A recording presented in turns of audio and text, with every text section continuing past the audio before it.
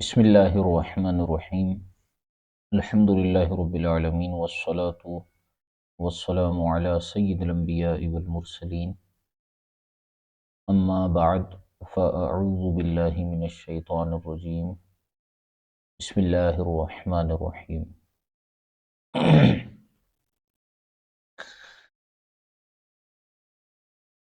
علم فقہ کے موضوع پر مشہور و معروف تصنیف در مختار، جس پر علامہ ابن عابدین شامی رحمۃ اللہ تعالی علیہ کا حاشیہ ہے رد المحتار، اس کا آج ہمارا دوسرا درس ہے اور باقاعدہ سے سبق کا پہلا درس ہے، اور امید ہے کہ طلباء کرام نے اس کا مطالعہ کیا ہوگا اور اس کے حوالے سے جو ہے وہ جو بھی گفتگو ہے وہ پڑھ کر آئے ہوں گے۔ تھوڑا سا شروع میں ہمارا انداز قدر سہل ہوگا اور کوشش کریں گے کہ آہستہ آہستہ چیزوں کو سمجھنے کی کوشش کریں، پھر اس کے ساتھ ساتھ ہم تھوڑی سی اپنی رفتار بھی بڑھائیں گے اور چیزوں کو بھی سمجھنے کی کوشش کریں گے۔ کتاب النکاح کا آغاز ہو رہا ہے اور یہ ایک فقہی ابواب میں اہم ترین چیپٹر سمجھا جاتا ہے، اور اگر فقہ میں دیکھا جائے تو اس کی بڑی اہمیت ہے۔ کئی مسائل جو ہیں وہ نکاح کے حوالے سے متفرع ہوتے ہیں، اور کئی مسائل کا براہ راست بالواسطہ یا بلا واسطہ دونوں صورتوں میں تعلق نکاح سے ہوتا ہے۔ وراثت کا ایک بڑا گہرا تعلق ہے نکاح کے ساتھ، اور اسی طرح دیگر کئی معاملات ہیں جن کا تعلق نکاح کے ساتھ ہوتا ہے۔ اچھا، کتاب النکاح سے پہلے اگر ہم دیکھیں، اب کتب فقہ میں مختلف اعتبارات سے تقسیمات ہوتی ہیں، لیکن اگر ہم تنویر الابصار اور در مختار کو دیکھیں تو اس میں جو ترتیب ہے وہ ہے کتاب الطہارت، صلاۃ، زکوٰۃ، صوم، اعتکاف، حج، اس کے بعد نکاح۔ ٹھیک ہے، اچھا، دو باتیں ہیں یہاں پر۔ ایک بات تو یہ ہے کہ اس سے پہلے جو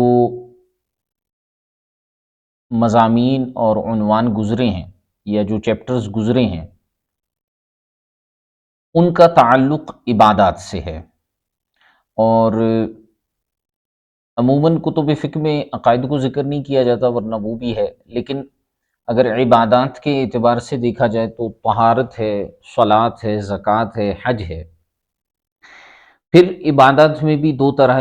تین طرح کی عبادات ہوتی ہیں، ایک عبادات بدنیہ، ایک عبادات مالیہ، اور ایک وہ عبادت ہوتی ہے جو بدنیہ اور مالیہ دونوں طرح کی ہوتی ہیں۔ تو اس میں ترتیب یہی ہوتی ہے، جیسے کتاب الصلاۃ سے آغاز ہوتا ہے، کتاب الطہارت سے عبادات بدنیہ کو مقدم رکھا جاتا ہے، اس کے بعد خالص عبادات مالیہ اس کو رکھا جاتا ہے، اور اس کے آخر میں، سب سے آخر میں، وہ عبادت ہوتی ہے جو کہ عبادات مالیہ و بدنیہ دونوں کا مجموعہ ہوتی ہے۔ تو پہلے طہارت ہے، صلاۃ ہے، اس کے بعد زکوٰۃ ہے۔ زکوٰۃ جو ہے طہارت، صلاۃ اور صوم، اس کے بعد جو ہے زکوٰۃ۔ تو طہارت، صلاۃ، صوم یہ عبادات بدنیہ ہیں، پھر زکوٰۃ عبادت مالیہ ہے،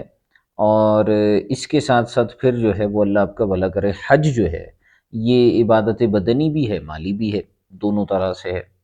عبادت بدنی اور مالیہ سے مراد یہ ہوتا ہے کہ عبادت بدنی اس کو کہتے ہیں جو انسان بدن کے ذریعے، اپنے جسم کے ذریعے جو عبادت کرتا ہے، عبادت مالی اسے کہتے ہیں جو مال دے کر کرتا ہے۔ ٹھیک ہے،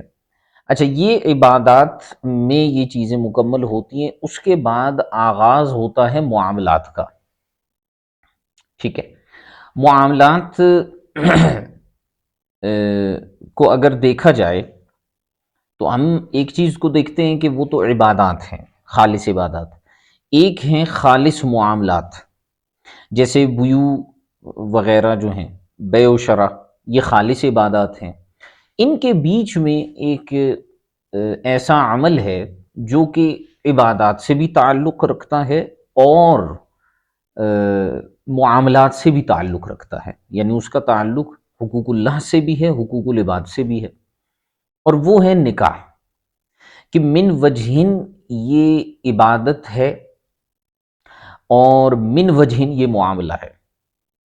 ٹھیک ہے۔ اسی لیے اگر ہم علامہ شامی رحمۃ اللہ تعالی علیہ کو دیکھیں تو آپ رحمۃ اللہ تعالی علیہ نے فرمایا کہ ذکرہ عقب العبادات، وہ چار عبادتیں جن کو ارکان دین شمار کیا گیا ہے، کیونکہ اسلام کی بنیاد 5 چیزوں پر رکھی گئی ہے، یہ آپ کو پتہ ہوگا۔ ان میں سے ایک تو ہے شہادت، اور باقی جو 4 ہیں وہ ارکان دین ہیں، یعنی عبادات ہیں اور ارکان دین بھی ہیں۔ ان 4 کو بیان کرنے کے بعد عبادات میں سے نکاح کو بیان کیا گیا۔ تو علامہ شامی علیہ رحمہ نے ارشاد فرمایا ہے کہ لِأَنَّهُ بِالنِّسْبَةِ إِلَيْهَا كَالْبَسِيطِ إِلَى الْمُرَكَّبِ، تو علامہ شامی نے فرمایا کہ اگر دیکھا جائے تو نکاح کی جو نسبت ہے عبادات کی طرف،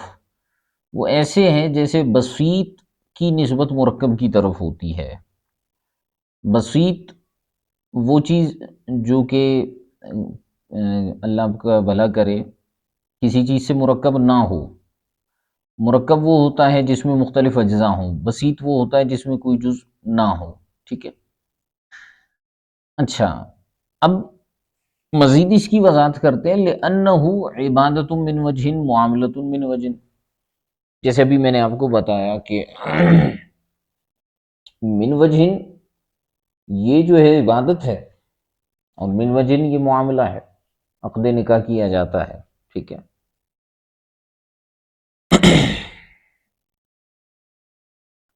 پھر جہاد پر اس کو مقدم رکھا گیا ہے، جہاد اس کے بعد آتا ہے، حالانکہ جہاد بھی عبادت ہے۔ تو سوال یہ پیدا ہوا، جہاد عبادت ہے تو اس کو آپ پہلے لے آتے، آپ نے جہاد کو جو ہے وہ آخر میں ذکر کیا، اس کے بعد ذکر کیا، اور جو نکاح ہے اس کو پہلے لے کر آئے۔ تو اس پر علامہ شامی علیہ الرحمہ نے فرمایا کہ وَإِنْ اشْتَرَكَ وَقَدَّمَهُ عَلَى الْجِهَادِ وَإِنْ اشْتَرَكَ فِي أَنَّ كُلًّا مِّنْهُمَا سَبَبٌ لِوُجُودِ الْمُسْلِمِ وَالْإِسْلَامِ، جہاد پر اسے مقدم کیا، حالانکہ اگر دیکھا جائے تو نکاح اور جہاد ان میں ایک چیز مشترک ہے، وہ یہ ہے کہ دونوں وجود مسلم و اسلام کا سبب ہے۔ جہاد کے ذریعے بندہ تلوار کی زور پر اسلام اور مسلمین کے وجود کو برقرار رکھتا ہے، جبکہ نکاح کے ذریعے بندہ حصول نسل کرتا ہے، اور مسلمان ہے تو آگے جو اس کی نسل چلے گی وہ بھی مسلمان ہوگی، اس کی وہ اچھی تربیت اگر کرتا ہے اسے مسلمان رکھتا ہے۔ تو نکاح اور جہاد ان دونوں میں ایک چیز مشترک ہے، اور وہ یہ ہے کہ یہ دونوں وجود مسلم و اسلام کے سبب ہیں۔ لیکن پھر بھی سوال یہ قائم ہوا کہ جو جہاد ہے اگر وہ بھی نکاح کے ساتھ مشترک ہے حصول وجود مسلم و اسلام میں، تو پھر آپ پہلے جہاد کو لے آتے نا۔ تو اس کا جواب دیتے ہوئے فرمایا گیا کہ بات یہ ہے کہ جو نکاح ہے اس سے افراد مسلمین کئی گنا زیادہ حاصل ہو سکتے ہیں بمقابلہ جہاد کے ذریعے، کہ جہاد میں آپ قتال کریں گے، کئی لوگوں کو تو قتل کر دیا جائے گا جو کفار ہوں گے، کچھ لوگ اسلام لے آئیں گے، تو کتنے لوگ اسلام لائیں گے؟ اور اگر اس کے مقابلے میں نکاح کو دیکھا جائے تو نکاح کرنے سے جو ہے وہ کئی افراد جو ہے وہ نکاح کریں گے، جیسے ہمارے ہاں جو ہے وہ کتنی شادیاں ہوتی ہیں، پورا سال شادیاں چل رہی ہوتی ہیں، نکاح ہو رہے ہوتے ہیں، اور نسلیں انسانی بڑھ رہی ہوتی ہے، اور افراد مسلمین کے اندر اضافہ ہو رہا ہوتا ہے۔ تو چونکہ اگرچہ نکاح و جہاد دونوں وجود مسلم و اسلام کا سبب ہیں، لیکن نکاح کو ترجیح اس وجہ سے حاصل ہے کہ اس میں افراد مسلمین کا جو حصول ہے وہ آسان بھی ہے، اور قتال کے مقابلے میں جو ہے وہ کئی گنا زیادہ ہے۔ ٹھیک ہے، قتال میں آپ کیا کرتے ہیں، جہاد میں آپ قتل کرتے ہیں، آپ جو ہے لوگوں کو ذمہ بناتے ہیں، آپ ان سے جزیہ لیتے ہیں، تو کئی چیزیں جو ہیں وہ اس میں ہوتی ہیں۔ لیکن اگر نکاح کو دیکھا جائے تو وہ اس معاملے میں آسان ہے، اس لیے اسے یہاں پر مقدم کیا گیا۔ وہ پھر آگے معاملہ آئے گا، اس پر بھی ہم گفتگو کریں گے کہ جی نکاح کے حوالے سے کیا ہے معاملہ۔ علامہ شامی نے اس کے حوالے سے جو ہے وہ اشارتاً ارشاد فرمایا ہے کہ بعض فقہا نے کہا کہ بھئی احناف بھی اسی کے قائل ہیں کہ تخلی للنفافل کہ نوافل کے لیے گوشہ نشینی اختیار کرنا افضل ہے یا نکاح کرنا افضل ہے۔ تو جو احناف ہیں وہ یہ کہتے ہیں کہ جو نکاح ہے یہ افضل ہے، گوشہ نشینی کرنے سے، ایک کونے میں بیٹھ کر نوافل پڑھنے سے افضل یہ ہے کہ بندہ نکاح کر لے۔ اس کے مصالح بہت زیادہ ہیں، کہ بندہ اپنی عزت بچاتا ہے حرام سے، اور اپنی اولاد جو اس کی آگے ہوگی اس کی اچھی تربیت کر سکتا ہے، اور بھی اس کے اندر کئی ثمرات اور فوائد ہیں، معاشرہ درست ہو سکتا ہے۔ جبکہ اگر تخلی للنوافل کو دیکھا جائے تو اگرچہ وہ عبادات ہیں، نوافل میں بندہ جو ہے وہ مشغول رہتا ہے، لیکن اس کا فائدہ صرف اسے ہی رہتا ہے، جبکہ اس میں جو ہے وہ کئی افراد تک اس کا فائدہ جو ہے وہ متعدی ہو جاتا ہے۔ اس وجہ سے بھی تخلی لنوافل سے افضل جو ہے وہ احناف کے ہاں نکاح ہے۔ ٹھیک ہے، اگر اسے صحیح معنی میں درست انداز میں سر انجام دیا جائے۔ علامہ علاء الدین اسقفی رحمۃ اللہ تعالی علیہ نے جو بحث کی ابتدا فرمائی وہ اس حیثیت سے آپ نے شروع کی بحث کہ آپ نے فرمایا دیکھیں حضرت سیدنا آدم علیہ نبینا علیہ الصلوۃ والسلام سے لے کر آج تک بھی جتنے لوگ پیدا ہوئے اور قیامت تک آئیں گے، اگر ان کے اندر ایک چیز کو دیکھا جائے تو ایک عبادت رب تبارک و تعالی نے مشروع رکھی ہے، جو کہ اس زمانے سے چلتی ہوئی آ رہی ہے اور اب تک چل رہی ہے اور قیامت تک چلے گی۔ حتیٰ کہ علامہ حسکفی علیہ رحمہ فرماتے ہیں یہ عبادت تو جنت میں بھی چلے گی، یعنی جنت تک اس کا استمرار ہے۔ وہ کون سی عبادت ہے؟ نکاح ہے اور ایمان ہے، کہ حضرت آدم علیہ الصلوۃ والسلام اور حضرت بی بی حوا سلام اللہ علیہا، ان دونوں کا نکاح ہوا، پھر ان کے بعد ان کی نسل چلی اور ان کی اولاد ہوئی اور ان کا بھی نکاح ہوا۔ اور پہلے جو ان کی شریعت میں تھا وہ یہ تھا کہ ایک حمل سے جو ہے وہ جڑواں بچے پیدا ہوتے، پھر وہ آپس میں بہن بھائی ہوتے، اور اس کے بعد دوسرے حمل سے جو بچے پیدا ہوتے وہ جو ہے ان کا نکاح ان سے ہو سکتا تھا۔ تو اس طرح سے نسل انسانی آگے چلتی گئی، رب تبارک و تعالیٰ کی حکمتیں ہیں، اس کا احکامات ہیں، لیکن نکاح تو بہرحال ہو رہا تھا۔ پھر انبیاء کرام علیہ الصلوۃ والسلام آتے رہے، وہ نکاح فرماتے رہے، اس طرح سے یہ سلسلہ جو ہے وہ چلتا رہا اور آج تک چل رہا ہے اور قیامت تک چلے گا،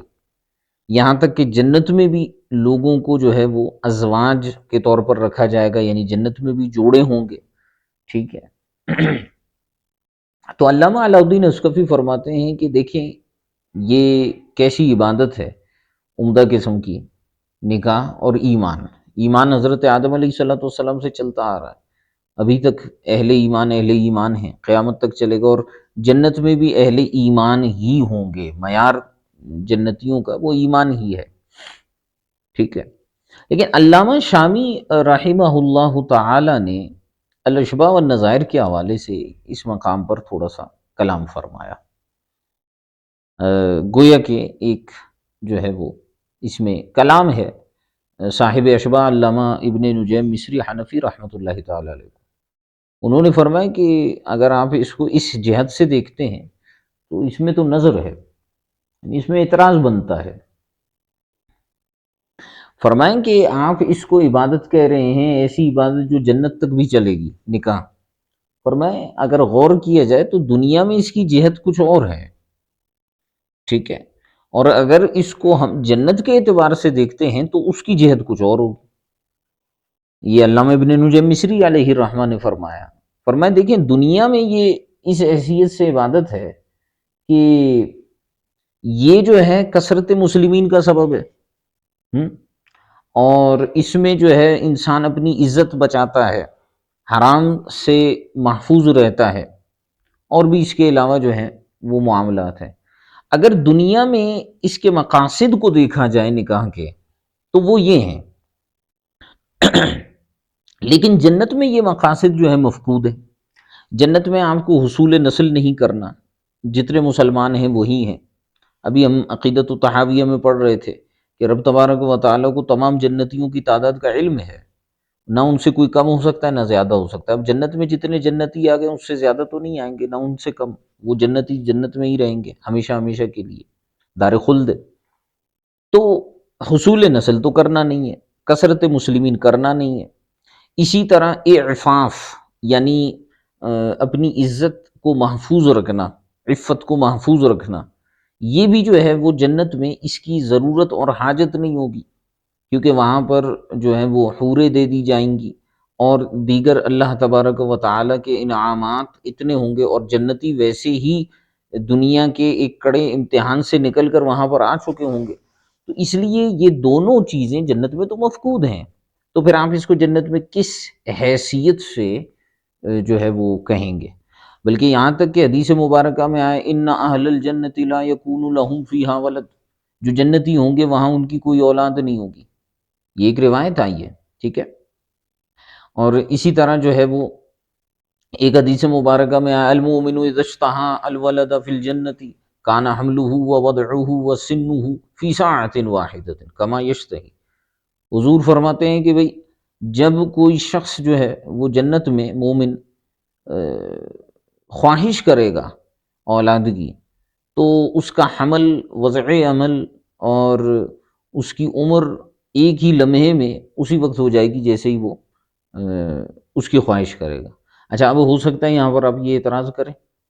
کہ آپ نے تو ابھی تو کہا تھا کہ ان کی تعداد بالکل فکس ہے، برابر ہے۔ تو اس میں دو احتمالات ہیں، جیسے میں نے آپ کو بتایا کہ ایک تو وہی ہے کہ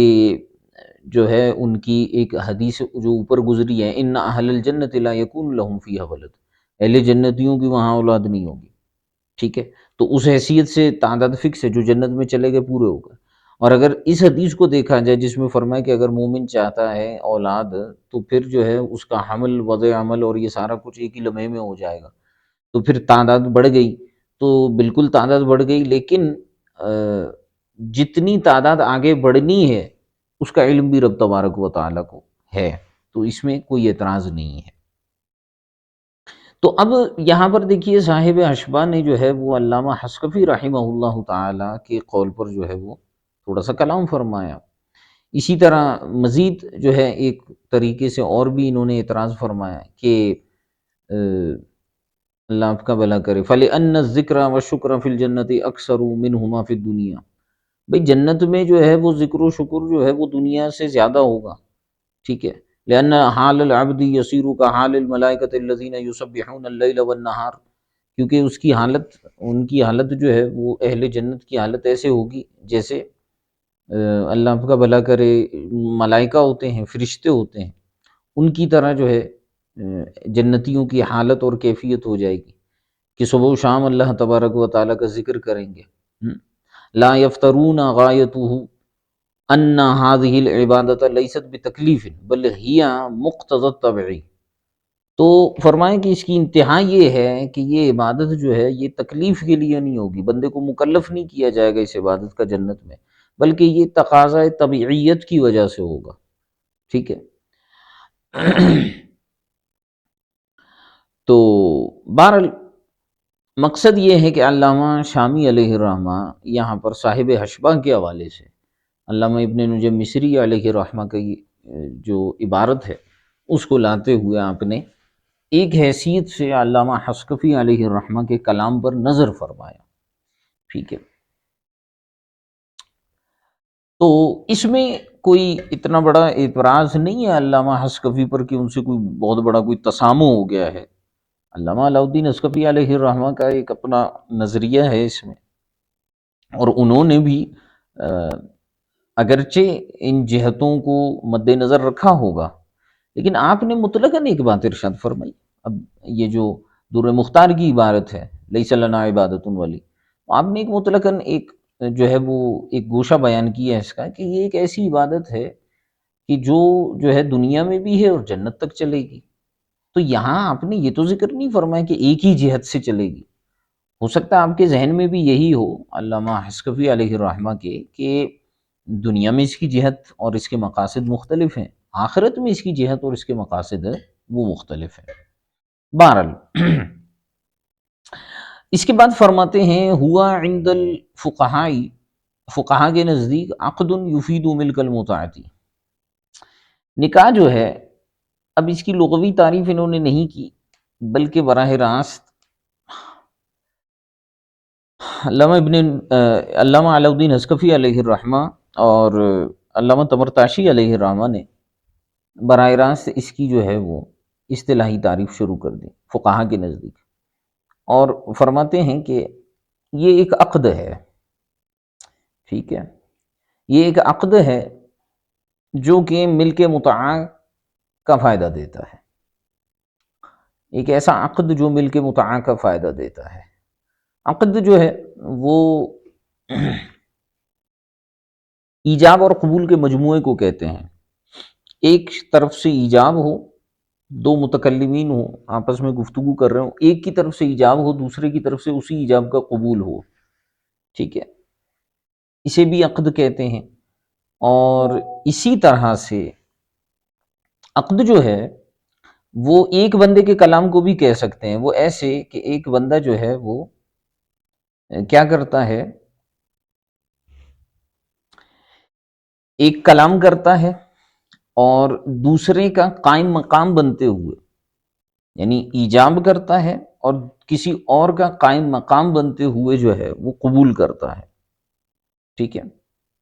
جیسے مثال کے طور پر اگر دو افراد کا کوئی ایک ہی متولی ہو تو وہ ایک کی طرف سے ایجاب کرے گا ایک کی طرف سے قبول کرے گا، تو کلام ایک ہی بندے کا ہوگا، اس کو بھی ہم عقد ہی کہتے ہیں، بحر الرائق میں اسی کو بیان فرمایا، ٹھیک ہے۔ لیکن جو مشہور اور معروف ہے وہ یہ ہے کہ بھئی دو بندے ہوں گے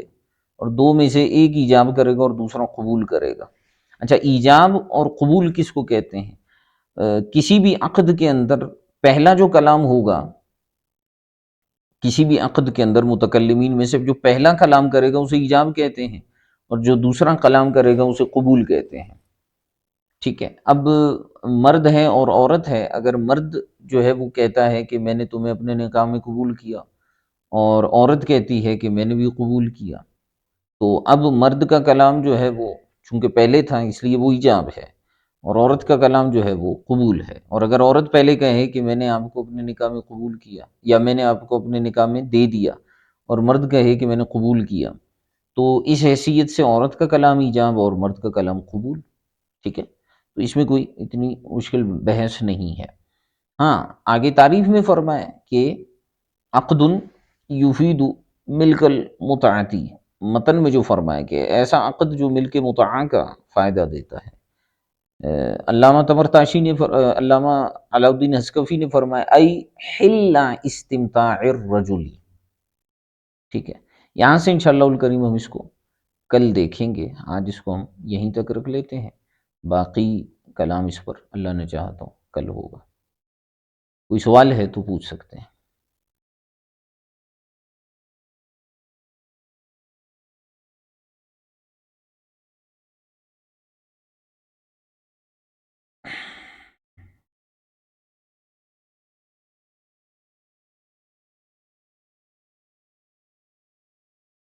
سوال نہیں ہے؟ اچھا،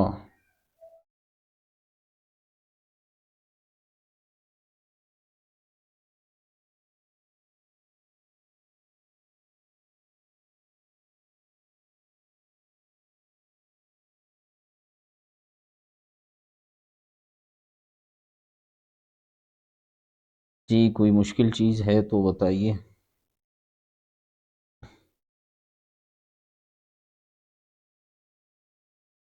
اچھا، اس کا ایسا کرنا ہے،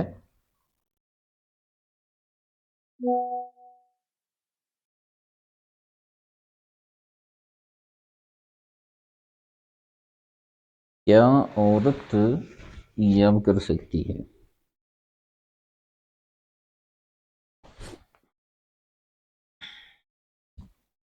ابھی میں نے کچھ دیر پہلے کیا کہا؟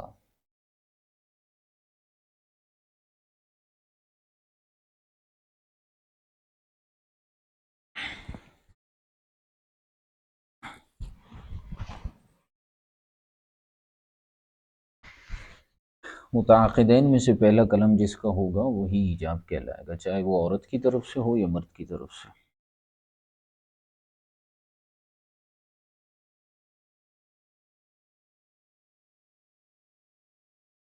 اور ہمارے ہاں جو نکاح ہوتا ہے وہ بھی عورت کی طرف سے ہی ایجاب ہوتا ہے، آپ نے غور نہیں کیا ہوگا شاید۔ عورت کا وکیل یا اس کے وکیل کا وکیل جو ہے وہ مرد کو کہتے ہیں کہ ہم نے اپنی موکلہ کو آپ کے نکاح میں دے دیا، کہ آپ نے قبول کیا، اور سامنے سے جواب آتا ہے جی ہاں میں نے قبول کیا، تو یہ پورے کا پورا جو ہے وہ عورت کی طرف سے ہی تو ایجاب ہے، اور کیا ہوتا ہے عورت کی طرف سے ایجاب کرنا؟